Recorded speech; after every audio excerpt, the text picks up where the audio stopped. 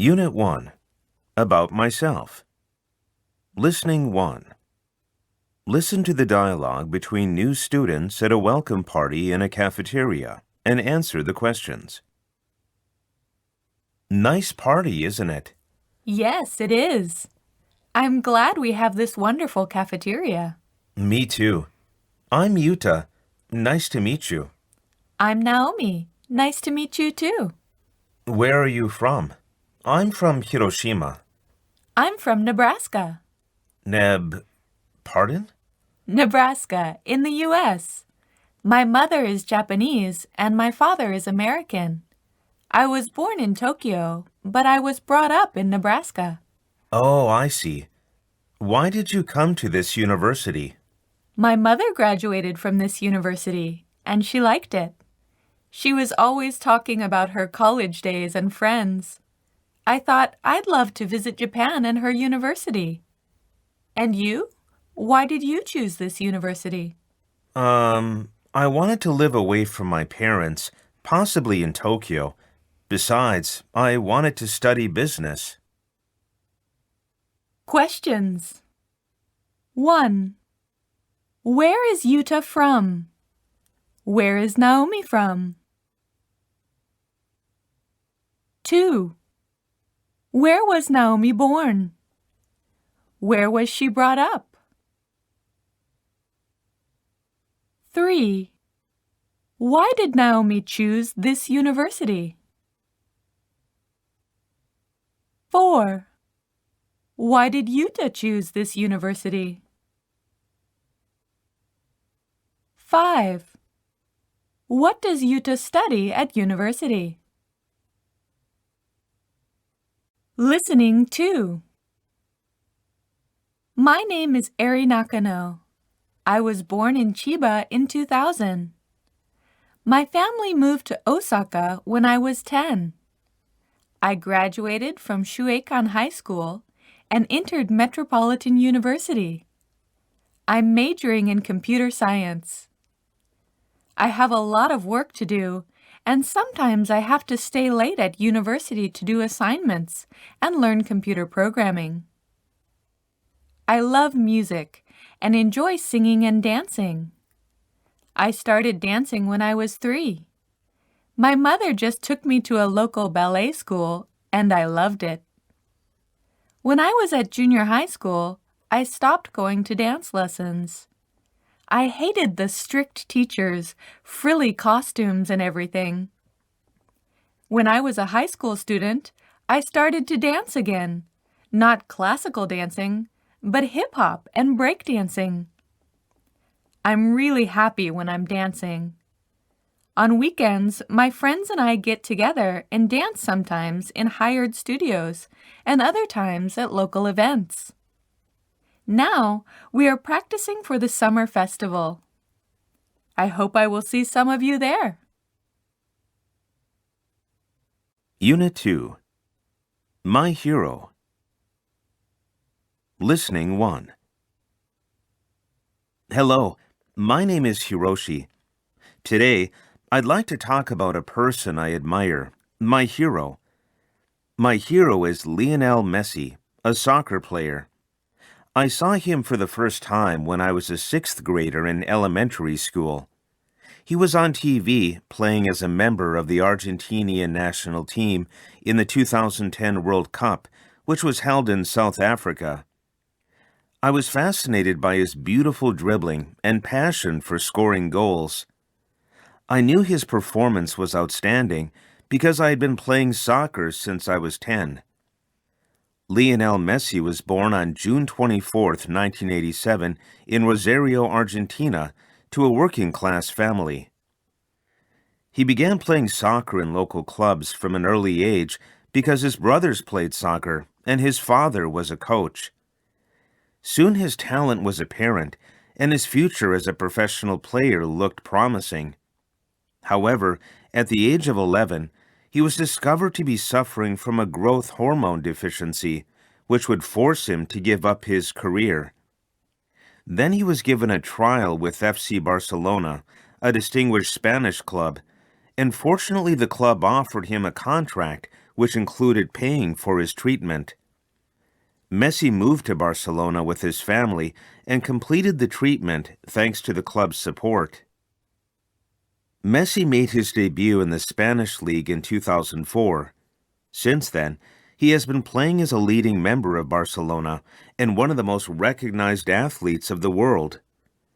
He has won the FIFA Ballon d'Or award, the World's Best Player of the Year award, 5 times, and led Argentina to winning the gold medal at the 2008 Olympic Games and to being the runner-up in the 2014 World Cup. Being a splendid player, he is also known for his involvement in charity work helping disadvantaged children. He has served as a UNICEF Goodwill Ambassador and founded his own organization, which supports children's health care, education, and soccer clubs. Lionel Messi is my hero because he thrills us both on and off the pitch. Listening to.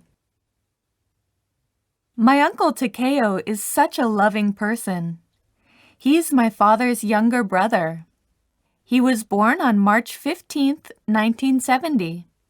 He is an architect who works hard every day to support his family. Uncle Takeo is my hero because he is very courageous. 5 years ago, my father became ill, and the only way to survive was to get a kidney transplant. Uncle Takeo volunteered to donate his kidney to my father. His courage and love saved my father's life. He is a man of will and patience. When he was a boy, his family was very poor, and he couldn't receive a college education. He worked full-time as an office clerk while studying by himself. After several years of tremendous effort, he finally became a qualified architect and made his dream come true. He is hardworking and caring. He never fails to complete any tasks he sets out to do. He always gives us help when we need it. He has let me know that I can succeed in anything I put my mind to, and gives me hope for a better future. Although he is not famous or rich, I think he is great. He is absolutely my hero. Listening 3. My hero is Mahatma Gandhi, a political leader of India. I knew him for the first time in the social study class when I was a junior high school student. The textbook showed only a brief description about him and a photo of a thin, plainly dressed old man with a gentle gaze.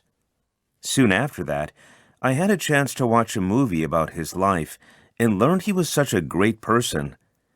His real name is Mohandas Karamchand Gandhi. He was born on October 2, 1869, at Porbandar, in the present-day Indian state of Gujarat. His father was the chief minister of the county, but his family was not rich. He was a shy boy.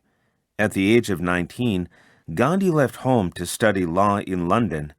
After graduation, he started to work as a lawyer in South Africa, where he spent the next 20 years. As an Indian immigrant, Gandhi experienced severe discrimination. For example, he was not allowed to sit with European passengers in the stagecoach and told to sit on the floor near the driver and beaten up when he refused. That kind of experience made him decide to be a civil rights activist. He started to fight for his fellow Indian residents, but his way of fighting was not through force or violence, but a way called passive resistance. He returned to India in 1915. At that time, India was under the colonial rule of the British, and again he saw Indian people being forced to live in an unjust situation. Despite harassment and repeated arrests by the authorities, he continued to carry out civil disobedience campaigns against the colonial government, and the Indians won their independence in 1947. Unfortunately, the country was divided into two, India and Pakistan, because of their different religions. Gandhi was shot by a Hindu fanatic who was angry about the separation of the country and died at the age of 78 in 1948. He dedicated his life to his fellow citizens and showed them that they could make a change by fighting with nonviolence. His idea influenced many politicians and artists, including Martin Luther King Jr. and John Lennon. He is definitely one of the greatest political leaders of the 20th century, and he makes me think about civil rights and society. There is still so much we can learn from him. Unit 3. Describing pictures and photos. Listening 1. 1. A. 4 dresses are arranged on display in a row. B. 4 coats are hanging on display side by side. 2. A. The boy on the left is holding a map in his right hand. B. The girl on the right is holding a map with both her hands. 3. A. The female nurse is standing in the middle. B. The male nurse is standing on the right. 4. A. The man with glasses is crossing his legs and entertaining the woman. B. The woman is sitting in the middle of the sofa and being entertained by 4 men. Listening 2. This is a picture of 3 people who are sitting side by side on the rock. In the foreground of the picture, we cannot see their faces, but only their feet and legs. Perhaps it is a holiday season, and they are looking out at a wonderful view and people in the distance. 3 of them are wearing trousers and sneakers. Down below, from left to right, you can see cars parked in a row. There seem to be quite a lot of people visiting this area. It must be a popular tourist spot, like a national wildlife park. In the background, there is an open field with desert trees. Unit 4. Giving instructions. Listening. Brian arrived in Japan a few hours ago. He is staying with Taro's family. Taro is showing him how to take a bath. I'm going to show you how to take a Japanese bath. You need a face towel to take a Japanese bath. You might take a shower in the morning in your country, but we usually take a bath in the evening. First, remove the cover of the bathtub. Then, rinse your body with a shower or hot water in the tub. And then get in the bathtub and warm yourself. Next, wash your hair and body outside the bathtub. Use your towel for washing. Rinse your hair and body well until the soap is all removed. After that, get in the bathtub again and relax. When you are finished, put the cover on the bathtub. Don't drain the water. Someone will use the bath water after you. Exercise 5. How to make coffee from dandelions. Hello, everyone. Today, I'd like to show you how to make coffee from dandelions. Dandelions are called tampopo in Japanese. First, you have to find well-grown dandelions and dig up their roots. They have very deep roots, so you may have a hard time digging them. Second, you have to wash these roots to remove dirt. Next, cut these roots into 1 centimeter pieces and soak them in water for 3 hours. This is to remove the bitterness. This process is very important. If you skip this, you won't be able to drink your coffee because it'll be too bitter. After this process, dry them in the sun for 3 days and roast them as you roast coffee beans. Finally, you have to crush them into powder by using a coffee mill or a food processor and extract the essence. Dandelion coffee tastes bitter like coffee, but contains a high level of polyphenols and has no caffeine. So, it's good for pregnant women, children, and elderly people. Unit 5. Promoting places or products. Listening 1. I'm trying to find a nice restaurant to take my girlfriend on her birthday. Do you know any good places in the city? Oh, I know one. There is a great Italian restaurant on Beach Street. They serve very authentic Italian home-style dishes. It's right on the pier, so it has a beautiful ocean view. Sounds great. My girlfriend loves Italian food. What's the name of the restaurant? Antonio's. Their prices are very reasonable, and the service is excellent too. They have a special birthday service for you if you dine on your birthday. Wow, that's perfect. Her birthday is this Sunday. I will take her there then. I recommend you make a reservation in advance. It is such a popular place, and there is always a long waiting line on weekends. Okay, I will do that right away. Do you know the telephone number? No, but you can find their website and make a reservation through the internet. Listening 2. My hometown, Takayama. Good morning, everyone. Have you ever visited Takayama? Today, I would like to tell you about my hometown of Takayama. First, I'm going to tell you where it is. And second, I'm going to tell you its attractions. First, Takayama is in Gifu Prefecture. The fastest way to get to Takayama from Tokyo or Osaka is to use the Shinkansen to Nagoya, and then use the JR line to Takayama. It takes about 4 hours either from Tokyo or Osaka. Next, I'll tell you about its attractions. Takayama is an old castle town surrounded by beautiful mountains. It has well-preserved old streets with old houses from the Edo period. Lively morning markets, which originated in the Edo period, are also famous and attract many tourists. Takayama is well known for the Takayama Festival, which is held twice a year in spring and fall.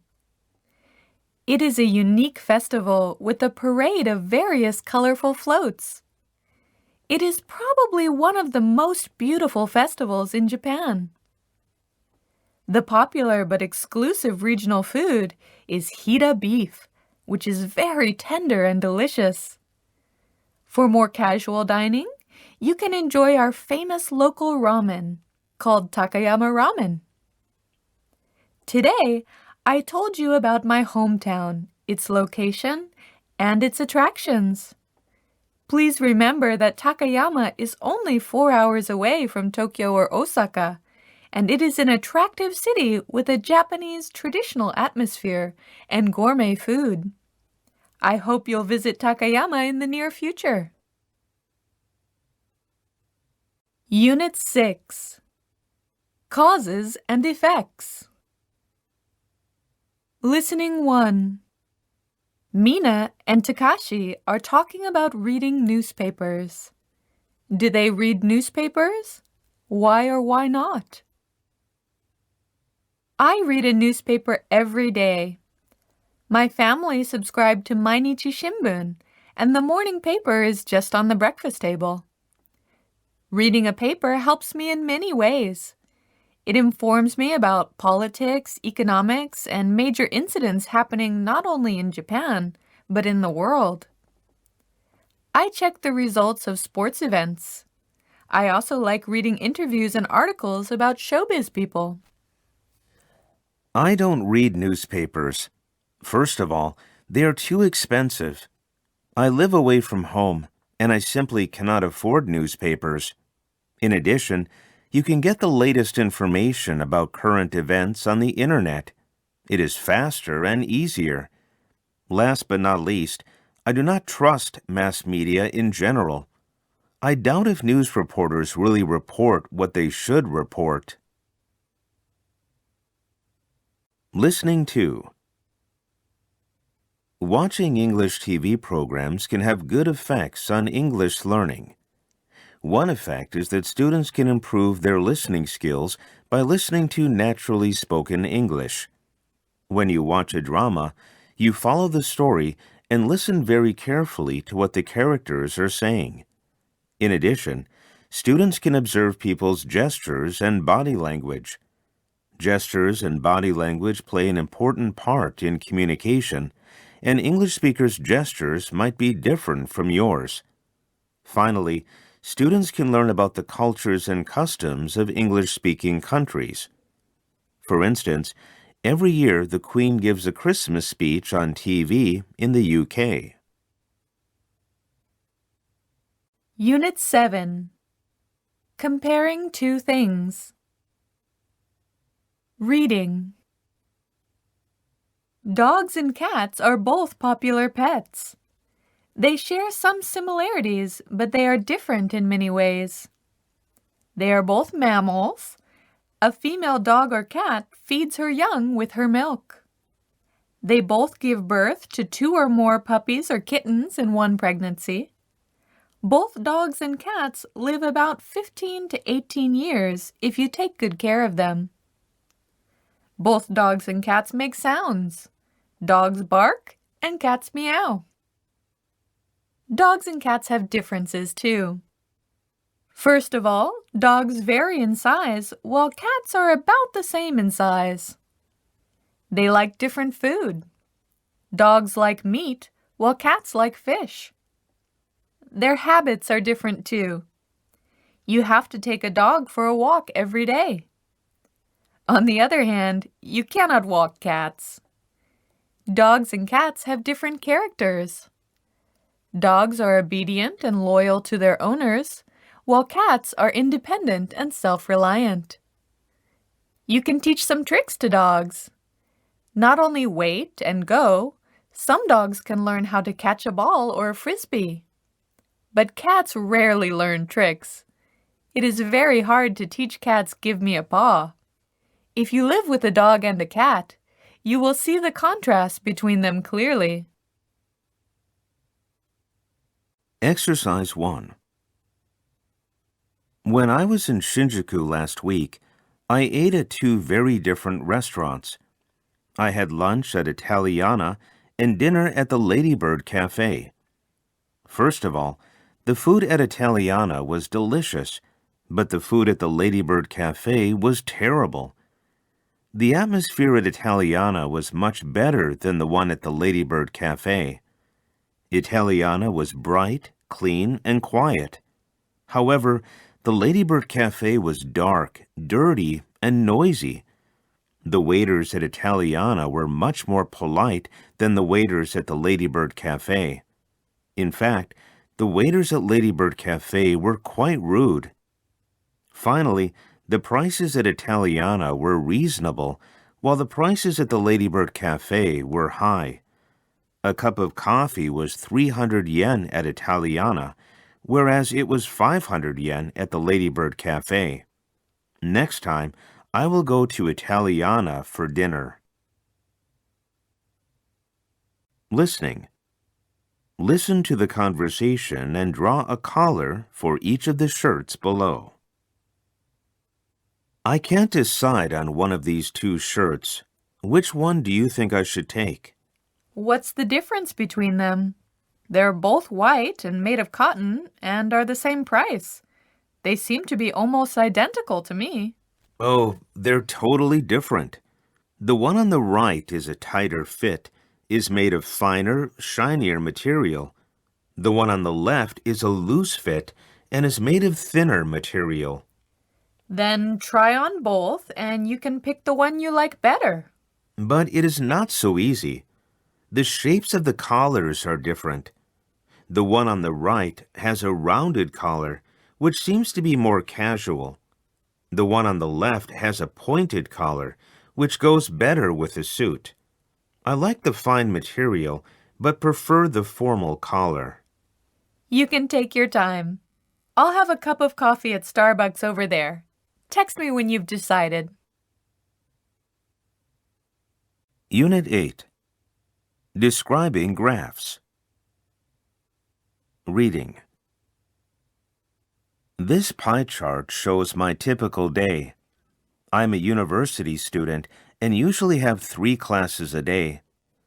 I spend about 5 hours at university, which accounts for 21% of the 24 hours. I'm a member of a baseball club and practice 3 hours after classes. After that, I work part-time for 3 hours at a convenience store as a cashier. The club activity and part-time job takes up 26% of my day. It takes an hour to go to university from my house, and I spend 2 hours commuting every day. When I get home, I prepare for classes and do my assignments for 2 hours. Not much time is left for relaxing, but I sometimes watch videos or chat with friends on Skype. I sleep 6 hours each night. Exercise 3. Oil production in the United States has been decreasing in the past 30 years. This line graph shows the oil production of the United States. The x-axis indicates the years, while the y-axis indicates the amount of oil produced in billions of barrels. In the 1960s, oil production steadily rose from 3 billion barrels. The U.S. reached its peak of 4.1 billion barrels of oil production in 1970. After the peak, it slightly decreased to 3.8 billion barrels and held steady until 1985. After 1985, it started to fall. By 2016, oil production in the United States had dropped to 1.2 billion barrels. Unit 9. Graph Analysis. Listening 1. This graph shows the number of newborn babies in Japan from 1947 to 2015. The birth rate was at a record high between 1946 and 1949. This is called the first baby boom.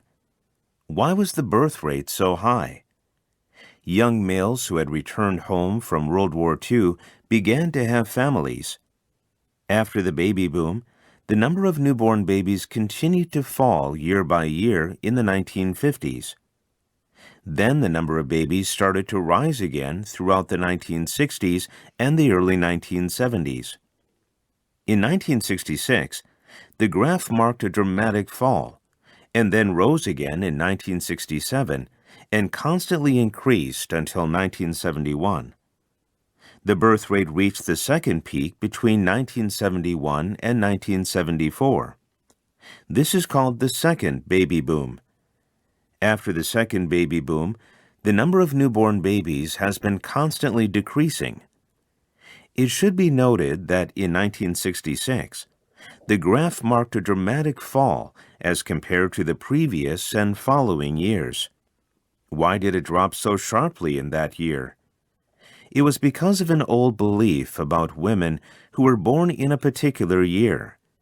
1966 was the year of the fire horse, which is called Hinoeuma in Japanese. This Hinoeuma superstition says that women born in that year are too independent, headstrong, and they are deadly to men, and so they cannot make good wives.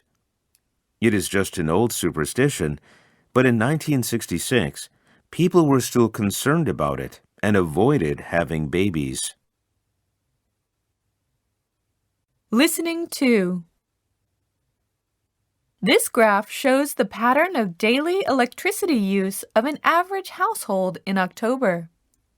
Between 1 p.m. and 4 p.m., the consumption of electricity is generally low because people tend to go out during the daytime. Then, the electricity consumption increases rapidly from 4 p.m. to 5 p.m., and stays high until 8 p.m. Families use a lot of electricity for cooking, watching TV, lighting, and other activities around dinner time. After 8 p.m., the electricity consumption decreases. According to this graph, between 1 a.m. and 5 a.m. are the off-peak energy hours. The graph never falls to zero because of standby power consumption by some electric appliances, such as computers, TVs, and microwaves. Besides, refrigerators need to be on all the time. Reading. This graph shows the average age for the first marriage of women in Japan from 1975 to 2013. Since 1975, the average age has been constantly rising. There was a sharp rise between 1995 and 2005. Then the average age continued to rise year by year since 2005. Why has the average age been rising? The high employment rate of women may be one of the causes. For Japanese women in their late 20s and early 30s, marriage is not the main concern in life anymore. Nowadays, stable jobs are important for many women. Another reason might be the unequal share of housework between a husband and a wife. Some women worry that they will have to take care of most of the housework besides working outside. Such changes in their attitude towards life and their working styles seem to affect the average age of their first marriage. Unit 10. Research and Presentation 1. Comparing two rival companies. Listening. Listen to the comparison of two companies. Fill in the blanks and complete the chart. Then, answer the questions. Graphs are on the next page. Comparison between 7-Eleven and Lawson. 7-Eleven and Lawson are the two major convenience store chains in Japan. 7-Eleven holds the largest share of the market, while Lawson has the third largest share. 7-Eleven has more stores than Lawson. In 2017, 7-Eleven had about 19,638 stores across Japan, while Lawson had 13,111 stores. The number of employees at Lawson, however, is larger than that of 7-Eleven. Lawson employs about 9,400 people, while 7-Eleven employs 8,600 people. Sales at 7-Eleven were 4,500 billion yen in 2016, while sales at Lawson were just half of that. The average sales per store of 7-Eleven was 230 million yen, while that of Lawson was 165 million yen. Graph 1 indicates sales of 7-Eleven. Sales have been steadily increasing over the past 25 years and have notably increased from 2,700 billion to 3,500 billion yen between the years 2008 and 2012. On the other hand, Lawson seems to have leveled off every few years. Graph 2 shows sales of Lawson. They have been increasing in the last 3 years. Between 2009 and 2010, and between 2013 and 2014, however, they leveled off. Since 7-Eleven is part of a conglomerate, 7&I Holdings, the store chains have their own products developed by their associated companies. 7-Eleven sells a lot of soft drinks and snacks from their own brand. The prices of these products are reasonable, and yet the quality and taste are as good as those of products manufactured by other established brands. On the other hand, Lawson is trying to increase their customers by making 3 types of shops.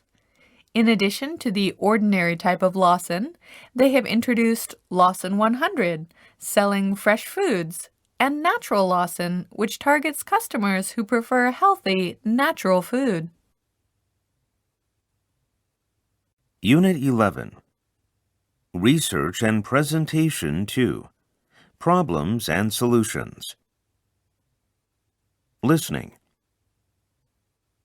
We are having such strange weather lately. We have never had such hot days as this at this time of the year. I know. Yesterday's rain was so dreadful. Many roads in my neighborhood were totally flooded.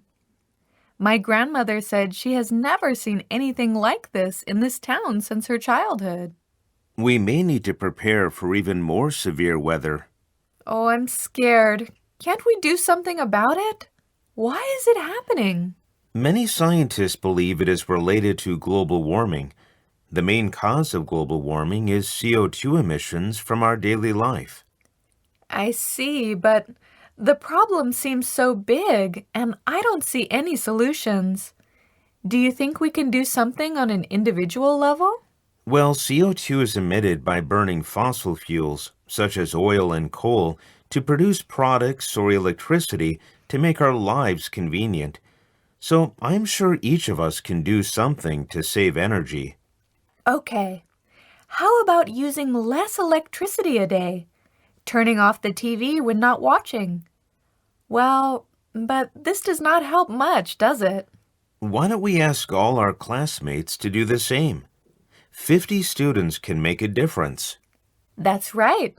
Spreading the word and reminding people are very important. You are great. Do you have any other ideas to share with our classmates? Unit 12. Research and Presentation 3. Organ Transplants. Reading. The common transplants include hearts, lungs, livers, pancreases, kidneys, small intestines, bones, skin, and corneas. Some organs and tissues can be donated by living donors, such as a kidney or part of the liver. According to the World Health Organization, WHO, only a few countries, such as Pakistan and Romania, do not accept brain death as actual death. In Japan, the 1997 organ transplant law legalized brain-dead donor transplants for the first time. However, only a limited number of organ transplants from brain-dead people were conducted between 1997 and 2010. Only 86 cases in 13 years. The number of transplants from the brain-dead was very small in Japan, partly due to the organ transplant rules.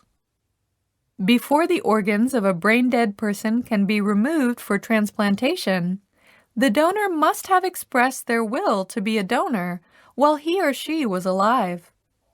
Without the donor's written consent, no organ transplant can be carried out. Moreover, a donor's family can cancel the donor's written consent. In 2010, the revised law on organ transplants took effect. Under the revised law, organs can be removed from brain-dead donors by their family's consent. What's more, children under 15 can donate their organs. After the revision of the law, the number of organ transplantations from brain-dead donors increased, about 60 cases in 1 year. But still, the number is very small compared with the United States, where about 92 transplants take place each day on average. Meanwhile, organ donation policies vary across the world. Japan currently uses an opt-in system. With this system, people have to sign up to a register to donate their organs after death. On the other hand, with an opt-out system, only those who object to donating their organs have to register to be on the non-donation list. Wales introduced this opt-out system in 2016, and only 6% of adults opposed themselves to donation. Spain, France, Belgium, Ireland, and Finland use this opt-out system, and they all have between 70 to 120% more donors than England. Social media is an effective tool to make more people register as donors. According to Johns Hopkins researchers, Facebook is boosting the number of organ donors. There were 13,012 new online donor registrations on the first day they began the initiative. It was a 21.2-fold increase over the average daily registration rate of 616 in the U.S. Listening 1. Bill Connor suddenly lost his 20-year-old daughter 5 months ago. Abby and her brother Austin, 23, were found unconscious at the bottom of a pool in Cancun. Austin survived, but Abby was declared brain dead. Abby had registered to be an organ donor when she got her driver's license. Her father decided to donate his beloved daughter's organs. Her organs saved 4 lives from the ages of 20 to 60. Her eyes and other tissues were given to other recipients as well. After 5 months from Abby's sudden death, Connor decided to travel by bicycle from Madison to Florida and encourage people to register as donors. He needed to do something positive to overcome his great loss. But at the same time, he had another purpose: to meet Jack in Louisiana. He was saved by Abby's heart. The donation center that handled Abby's organs sent letters to all the recipients and asked if they'd be interested in meeting Abby's father. One of the recipients, Jack, responded. He had had a heart attack, and his heart was quickly failing. He was given 10 days to live before he received Abby's donation. When Connor met Jack, he felt like he knew him already. Jack gave him a stethoscope, and Connor listened to his daughter's heartbeats inside his chest. His family had recorded the sound of Jack's heart so Connor could listen to them at any time. Bill Connor continued on his journey to share his daughter's story and encourage people to register as organ donors. Listening 2. A fisheries company executive, Suzuo Yamashita, 59 in Matsuyama, had been suffering from diabetes for years. He desperately wanted to have a kidney for transplant. He was on the waiting list for a transplant, but his chances were very small, as 11,000 other patients were also waiting for kidney donations. None of his family or friends agreed to be a donor. His common-law wife, Tomoko Matsushita, 60, was sorry for her husband. She knew a 59-year-old woman who was a landlord in Matsuyama. An idea occurred to her. How about asking the woman to sell her kidney to us? To the couple, it seemed to be a great idea. Suzuo and Tomoko visited the woman and asked her if she could give Suzuo one of her kidneys, offering 300,000 yen and a brand new car. After some thoughts, the woman agreed to give her kidney in exchange for the money and the car. A few weeks after their transplant operation, the police found that the woman had sold her kidney to Suzuo. The couple and the woman donor became the first to be convicted under the 1997 law that bans the buying and selling of organs for transplants. The couple were found guilty and sentenced to suspended 1-year prison terms. The donor was not indicted on criminal charges, but was fined 1 million yen. Unit 13. Pros and Cons of Capital Punishment. Listening 1. According to Amnesty International, by 2006, 129 countries had abolished capital punishment, while 68 countries retained and used the death penalty.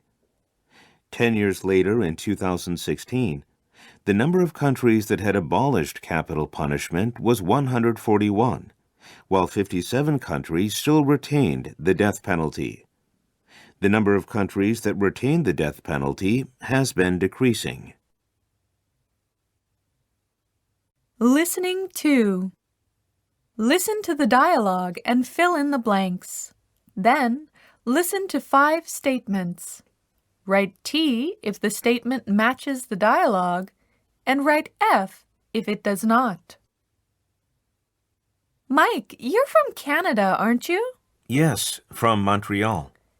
Does Canada have the death penalty? No, we abolished it. Didn't the murder rate go up after you stopped it? No, it went down, interestingly. Why did you abolish capital punishment? We felt there was an alternative to the death penalty. Like life sentence without parole? Exactly. 1. Mike is from Texas in the United States. 2. Mike's country abolished capital punishment. 3. After the abolition, the murder rate went up. 4. The alternative to the death penalty was heavy labor. 5. Murderers in Canada are most likely to be in prison until they die, without release. Listening 3. Listen and choose the name of the country for each pie chart and fill in the blanks. Both Japan and the United States retain capital punishment. How much the death penalty is supported or opposed, however, seems to be different in the two countries. In 2014, 63% of people in the United States supported the death penalty, while 33% of people opposed it. In Japan, 80% of people were in favor of the death penalty, while only 10% of people were not in favor of it. Reading. Students are discussing issues about the death penalty. Do they agree or disagree with the death penalty? Check the appropriate box in the table below with regard to each speaker's opinion. Do you believe that the death penalty should be in use in society, or is it cruel and unusual punishment? Some people say that capital punishment prevents other murders, but I don't think it is the best way to prevent murder. Murders take place in the heat of action. They are often committed by people who know their victims. I just can't imagine a murderer thinking about the effects of his killing. Real cold-blooded killers think themselves too clever to be caught. By sentencing someone to death, you don't prevent other murderers from committing their crimes, but at least you stop this very individual you've sentenced to death from committing another crime. Criminals should pay the penalty for their sin.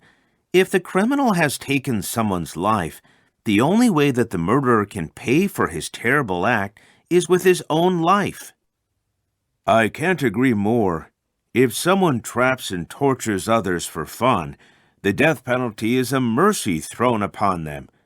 If the essence of an eye for an eye stayed true, the family members would capture the murderer and do the same thing twice over.